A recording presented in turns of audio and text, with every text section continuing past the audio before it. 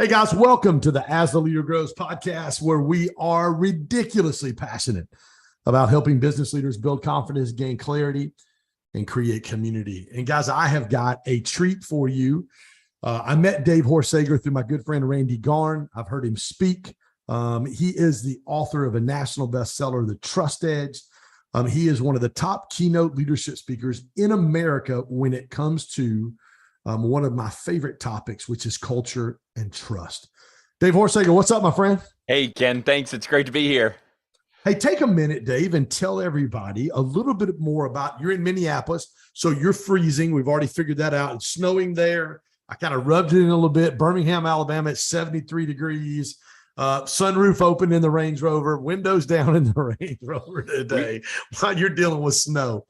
Well, we had the mountain bike state championships yesterday. Both of my sons this weekend are in them, and one of them, their hands are freezing. The hands on mountain biking, even if you're, biking your guts out, your hands still get cold. You're shifting gears. You can't wear mittens. You got to be able to shift those gears fast to go. So it was snowing at the beginning of the race this year. So and we're way up in northern Minnesota for it. But it was a good race. But I think we got some warmth coming again before next weekend. That's good, man. Hey, tell everybody real quick, Dave, a little bit about what you're doing and what you've got going on when it comes to the concept and topic of trust. So, a couple decades ago, before anyone was looking at trust, I mean, there was no, that we knew of, Covey's, no research, there's almost no research on trust and leadership in those days. And now there's a lot of people talking about trust, mostly without research. But back then, I had this epiphany that, that's not a leadership issue that I was looking at when I was helping solve this problem. The reason they don't follow the leaders, they don't trust them. And then I started looking at the sales issue. I was like, that's not actually a sales issue at the core. The reason people aren't buying is because they don't trust either the product, the content, or the service. And then I said, innovation's not going up here. Why is it? Well, they don't trust each other, so they won't share ideas. And they're like, why don't people learn in this classroom? Well, they don't trust the content or the teacher, the psychological safety or trust of the room. And then look at the biggest Harvard study on diversity, equity, inclusion, and find the biggest study shows diversity on its own of almost any kind pits people against each other unless you increase trust. And then we started looking at marketing messages, and there's only one way to amplify a marketing message. You have to increase trust in the message.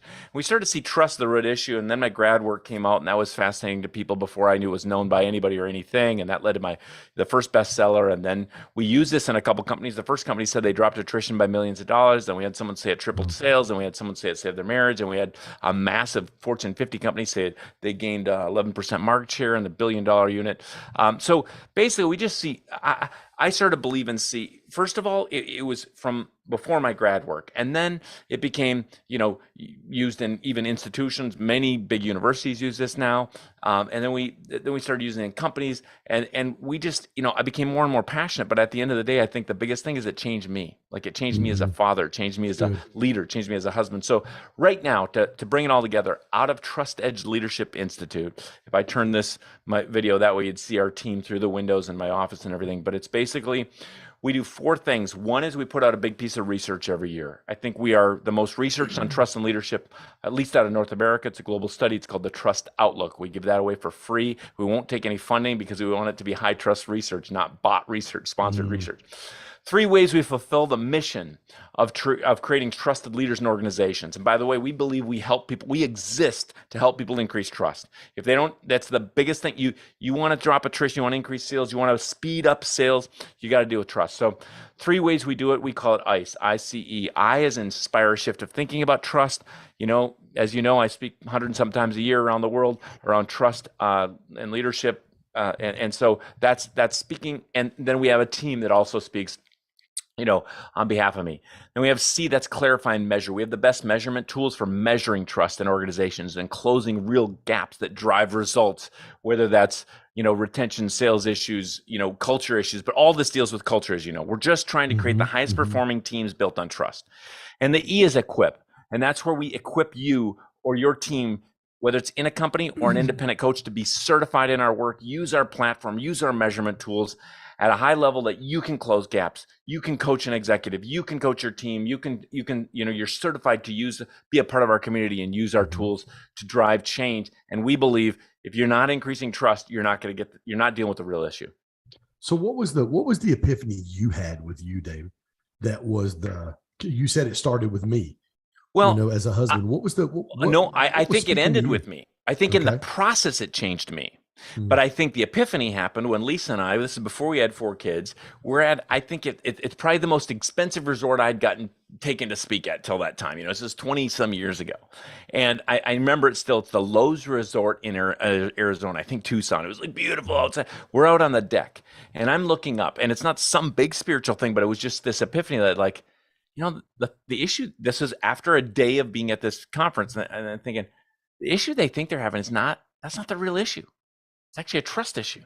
And so that started going through my head, and I started to see things like, oh, that's not a leadership issue. That's not a sales issue. That's a trust issue. And then the grad work and all the other things happened. We used it in companies. But I think along the way, it changed me. This last book, Trusted Leader, came because I saw 2 big problems that were also epiphanies for me. One, people think trust is something you have or you don't. And that's not mm, true at all. You can actively build it in a person, in a brand, an organization, because of course, the first half of my grad work was all around how a lack of trust is the biggest expense, how really trust affects the bottom line more than anything else. But the second half then became, well, how is trust built? How mm, is it just integrity? Is it just character? Is it just honest? It's not. These 8 traits spit out of the research that we measure to, we write on. It's the 8, we call them now the 8 pillars of trust.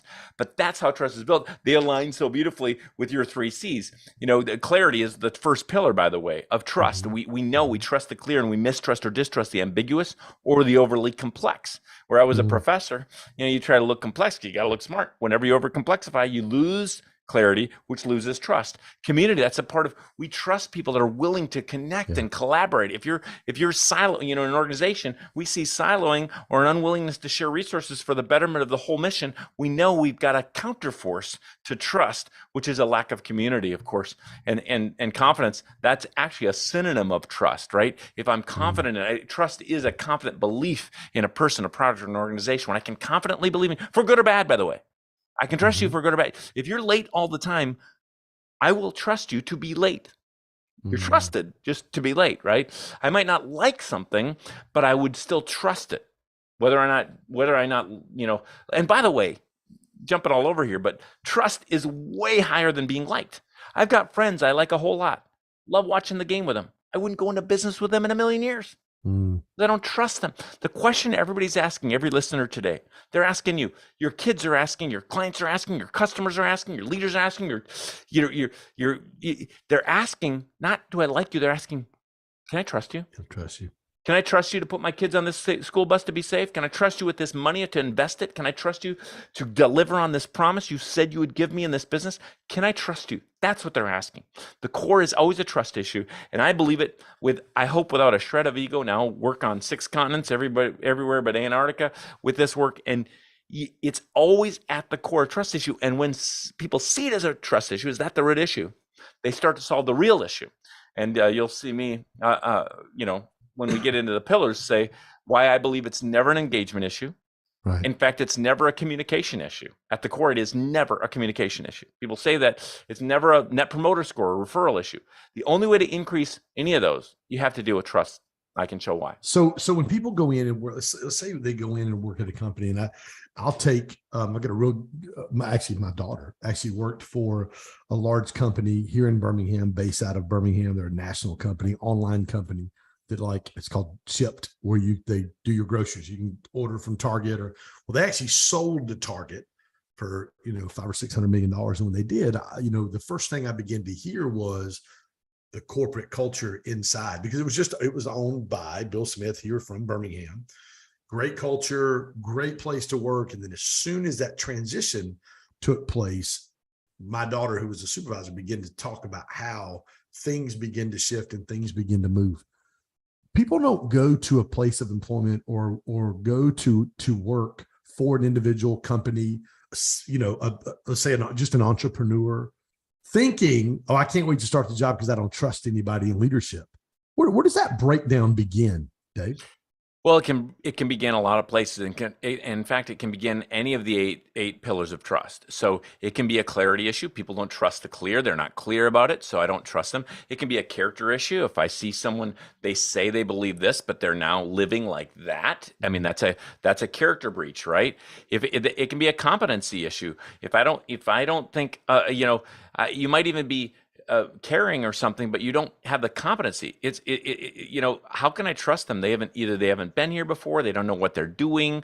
They don't have any ability that I trust. It could be they don't care. They don't care about you. The compassion pillar. It's like we don't trust those, even if they don't care about me. By the way, they don't have to care about me. But if they don't have a compassion or care beyond themselves, missionally, or about somebody, if they're just narcissistic, I don't trust them.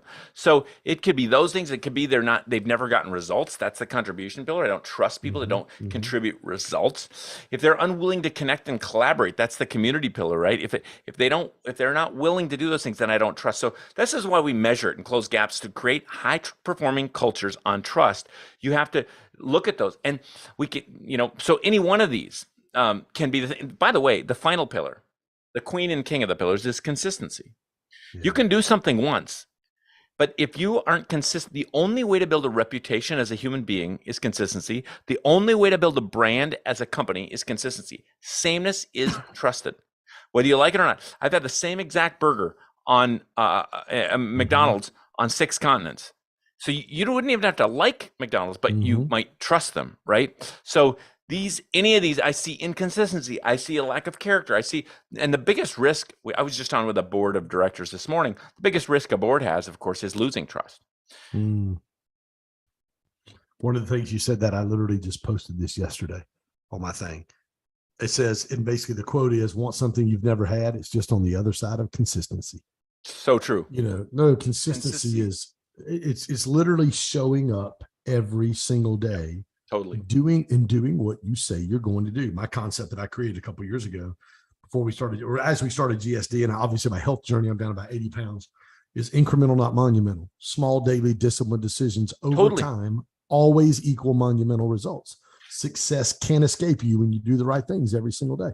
So, for me, I lost 52 pounds in 5 months in 2011, and it was a put together of several of these pillars. But one of them was, first of all, clarity that gives hope. I had a real process. We can get into it if we want, but I have a process. That same process, people have used to triple sales in 90 days, and it's a very, clear process. But if you don't do it consistently, if you can do a lot of wins, but you end with a big bowl of ice cream every night, that changes everything, right? That drops all the other consistency. Kind of doesn't matter. It gets erased by that by big bowls of ice cream. So anyway, that's but I had it.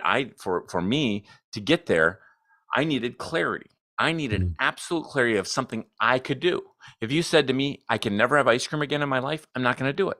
But I got to some things. What could I do? I could do these things. And then we call it how them. I how them until I can do it today or tomorrow consistently. I would say this in companies. We talk about culture. We were talking about culture earlier. It's like, go through all your strategic planning, company, go through all that stuff. And then at the end of all these priorities and decisions and whatever, and I've got a process that I believe for that, you can't have more than 3 priorities and a whole host of other things. But after all your plans and everything, every meeting asks this: okay, now, will we do this consistently? Because if you will not do whatever that new initiative, that new goal, that new idea, that new whatever, if you won't do it consistently, drop it. It's like the biggest agony of our trust work. It's so fun to see what's happening at Penn State, University of Nebraska, Takeda, all these companies that have bought into trust and use it consistently. But you still have people, right, with learning and development, or OD, organizational development, and they like have flavor of the month. Well, let's try this. Now let's try that. Let's talk about this. But we say to them, no, we will not do it unless we're going to be a part of this consistently, because we can guarantee you can drop attrition. We can guarantee you'll increase retention. We can guarantee you'll increase sales or speed up the sale, but you only do it if you'll do this consistently. You have to do something consistently. So that's the question I'd ask. I love that. You mentioned Penn State. I'm a Michigan fan, and we beat the brakes off of them Saturday. So maybe you need to go to the Penn State football team and get James Franklin to start doing some things consistently, so we don't whitewash them in Ann Arbor 41-17 like we did this weekend. Oh man! Hey, tell me, Dave, you're going into companies and working. What's the number one pushback you get from leadership when you start talking about trust? Well, I'll tell you, it's a surprise to some people because some people think, um,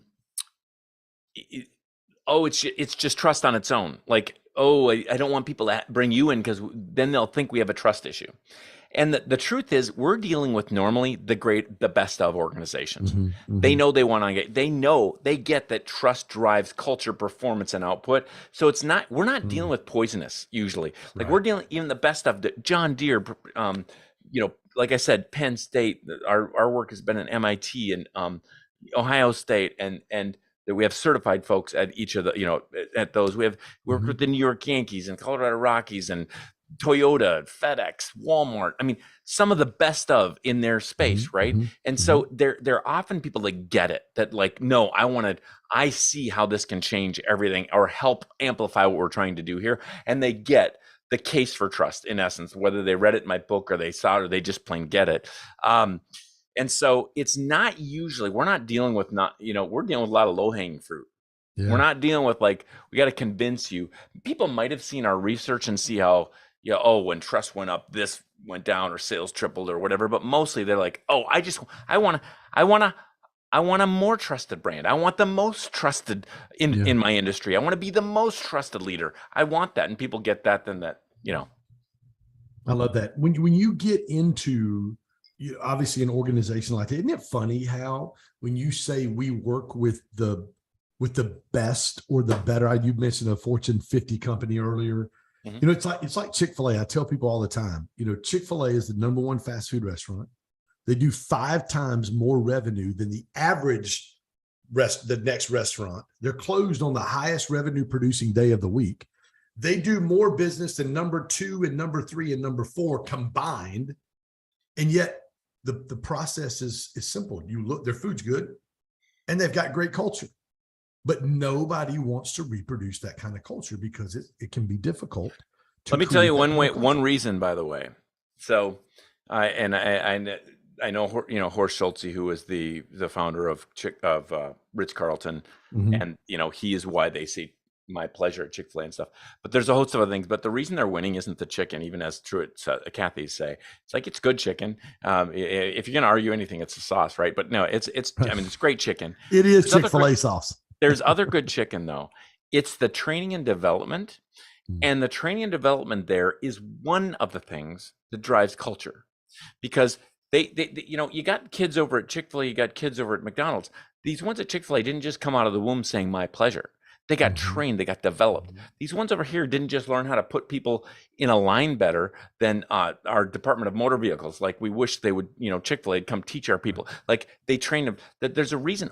In one of the studies I saw in Chick-fil-A, of the top 5 reasons that moms go to Chick-fil-A of young kids, I don't think chicken was in the top 5. #1 was they don't feel gross when they go into the bathroom. There's a training program for clean bathrooms. So to me, one of the things that drives, of course, trust drives, culture, high trust cultures. One of the things that drives it is that competency pillar of training and development. So we train these, and it's part of everything. And by the way, and I just had I think I was just eating with the head, she was the head chief people or chief culture officer there, and she's just kind of retired and is doing some consulting now. But,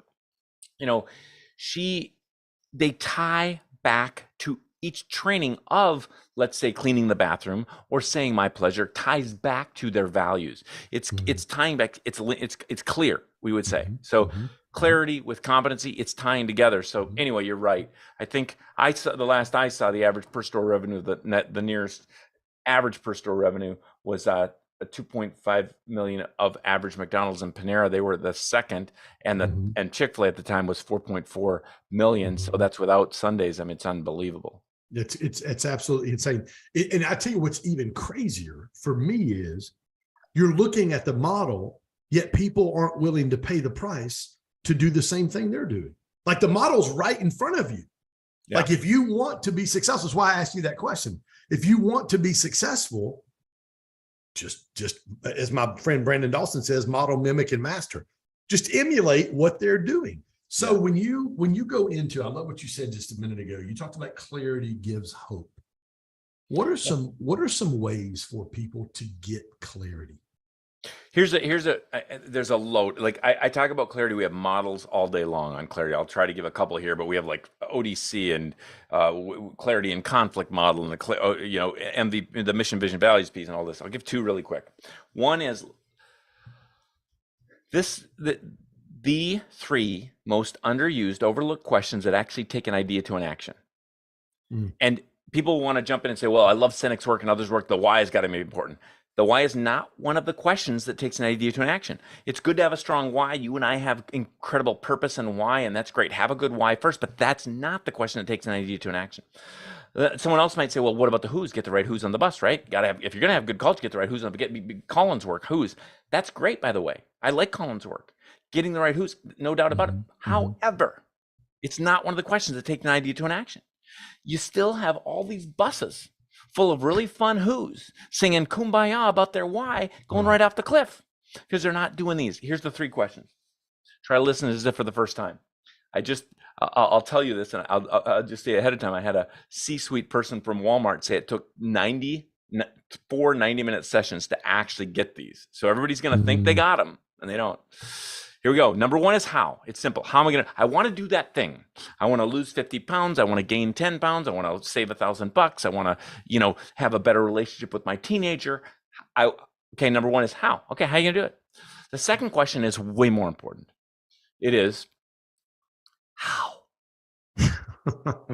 And the third question is the most important of all, and it is how. How. Ladies and gentlemen, you've got to ask how at least 3 times. It might take 7. How, until you can do something starting today or tomorrow.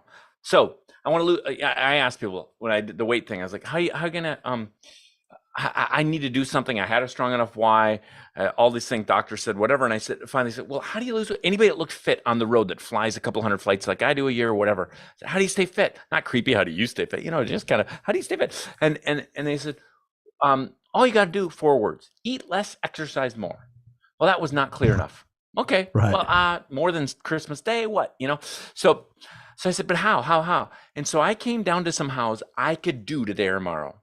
How, until I could act on it today or tomorrow. In a team, I'll tell you, the second biggest healthcare organization in North America, the president wrote me 7 years later and said, this was the tipping point of our organization. They were losing HCAP funding. They were losing patients. They said, David, I went through all this trust stuff. And finally I said, what do you want to do here?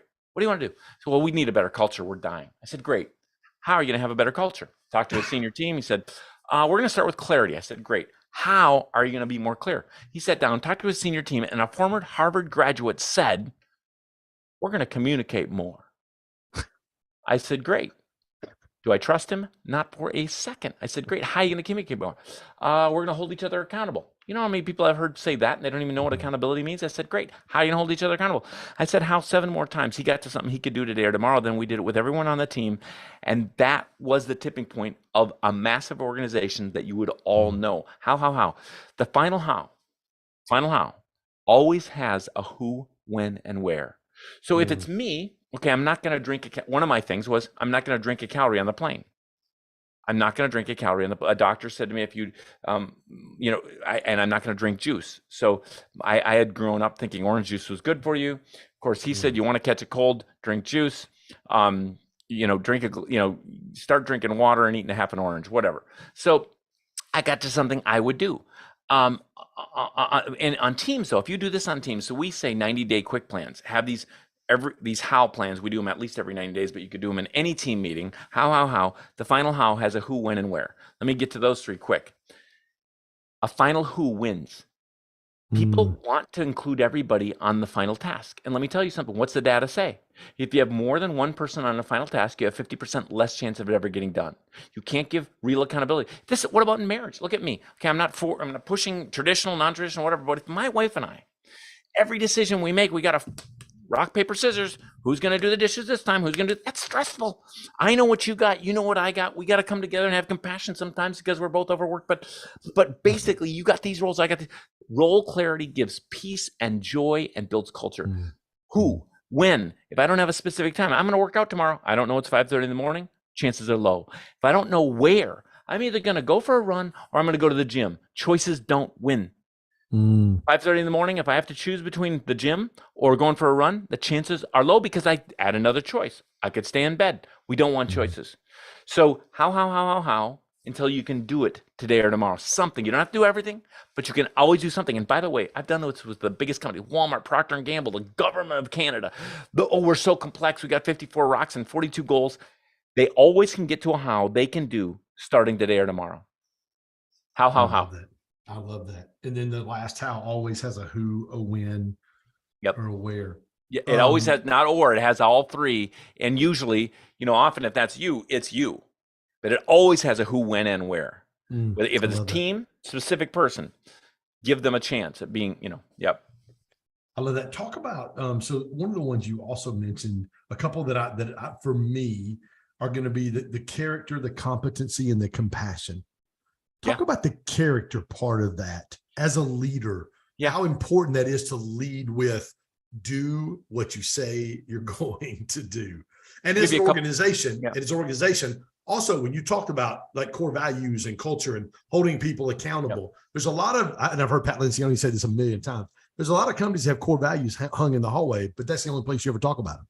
Yep. So character is critical. Do not fall into the lie that you have all the character you're going to have at 12 years old. That's a false psychology. You're moving toward or away from higher character every single day. 3 questions to ask. And just what you said, by the way, is true. Doing what you say you're going to do. We love to follow people that do what they say they're going to do. But number 1, would you follow you? You're going to be a leader.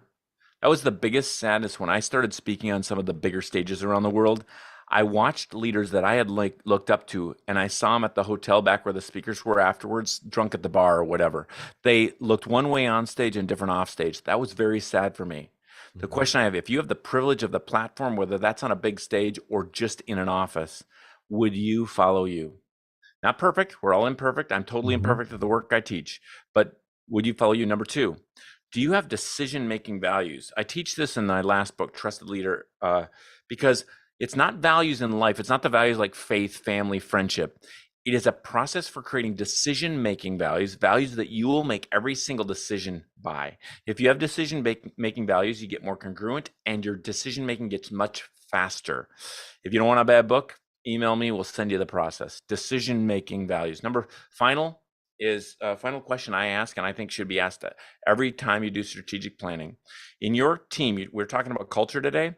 Is there any way we're incentivizing against the culture we say we want to have? And you can incentivize by what you laugh at, what you make jokes about, what you allow. If you're a leader, you're the culture keeper. Are you incentivizing? You're incentivizing toward or away from racism, sexism, any other isms, and everything else every single day, but what you allow, laugh at, encourage, and incent. So I want to. I think of a pro sports team that I think the only reason they lost was because of too much sarcasm. They should have won everything. Too much sarcasm. I love humor, and sarcasm can be funny till it's not, and then it becomes the Latin root, which is dog gripping flesh. And if you start incentivizing too much something they can't handle, these $100 million athletes couldn't handle that much sarcasm, and it was just too much for these kids, and they killed their culture, affecting their performance. Yeah, I mean, Wells Fargo up here in Minnesota, this great company that has great vision, values, and all that, but they started incentivizing the sales team against the culture they said they wanted to have, and of course, it cost them billions of dollars. So those are a few questions under that pillar, and there's so much more. We have a 7-step process for how to have a high character company. You can cover that another time, but that's something there is a way to have a high character company, and some people don't want to think about it because it's like, oh, that's too hard. Does that mean I have to judge people's morals or it's like, well, in one way you actually do, but you can do it fairly and in a way that builds culture, and you better be judging on encouraging, rewarding high character, and you better be doing something to discipline or get rid of. Well, that goes back to Jim Collins, getting the right people on the bus, the right seats, and getting the wrong people off the bus. Yep, totally. And be able to talk about that real quick, Dave. If you've got an employee that in every conversation we have with our team, it's always filtered through our core values. I tell people all the time, you get promoted because of our core values.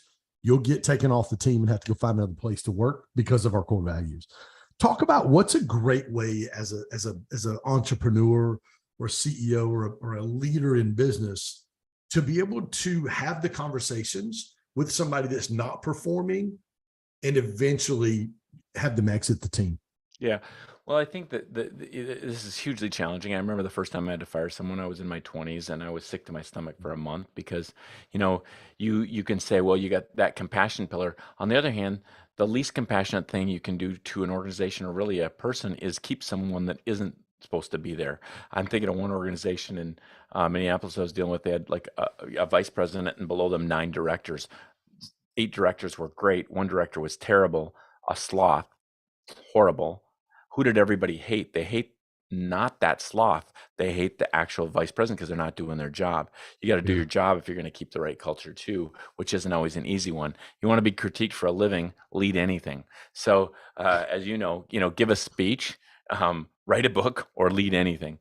So, my wise older brother, the economist, says we're in a more critical world than we've ever been in without the ability to critically think. And that's true also. So you got to do what's right anyway. But what do you do? I mean, basically, from a trust perspective, you do exactly what you said. You measure on values, and you measure on something. What is expected here? What's expected of your role? So I want to measure on values, and I want to measure on role. Like, are you doing what needs to be done in this role? But values are first, and then the first thing we would say is coach on that first. Shouldn't be a surprise to anybody. Are you? This isn't working here. Here's some ideas I have, but you got to perform here, right?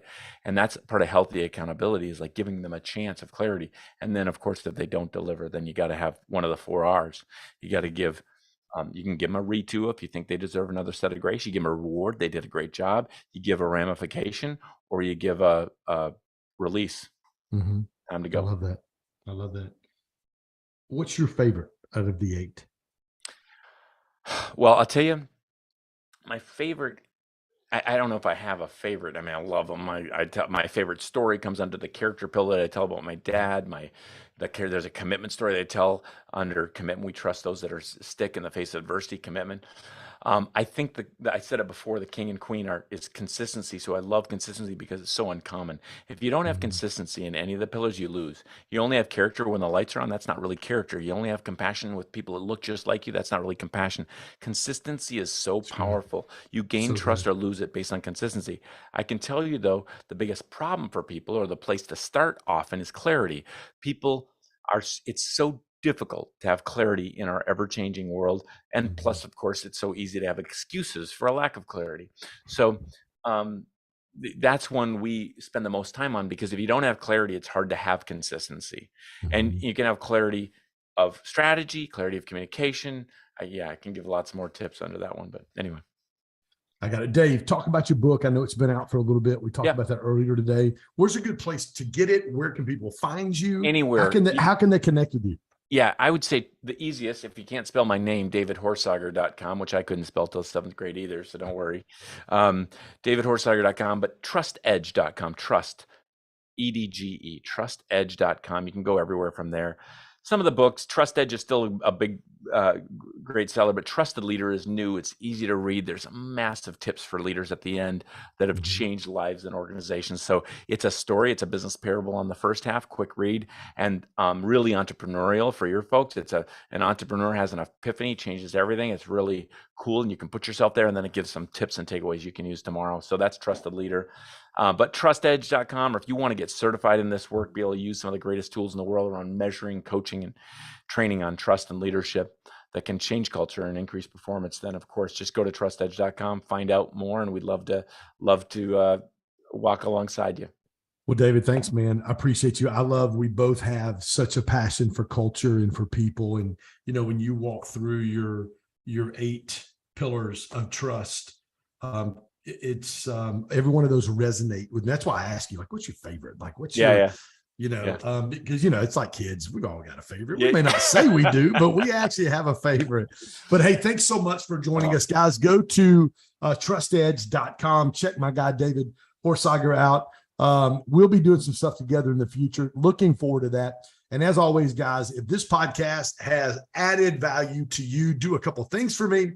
If you'll hit that subscribe button, also snap a screenshot, post it over on your Instagram page, tag me, tag David. I'll share that, get you a little props. I got a pretty decent following out there, and we'll get you some followers added on to that as well. And again, thank you for joining us. We'll see you next time. Thank you, Ken. Thanks, buddy.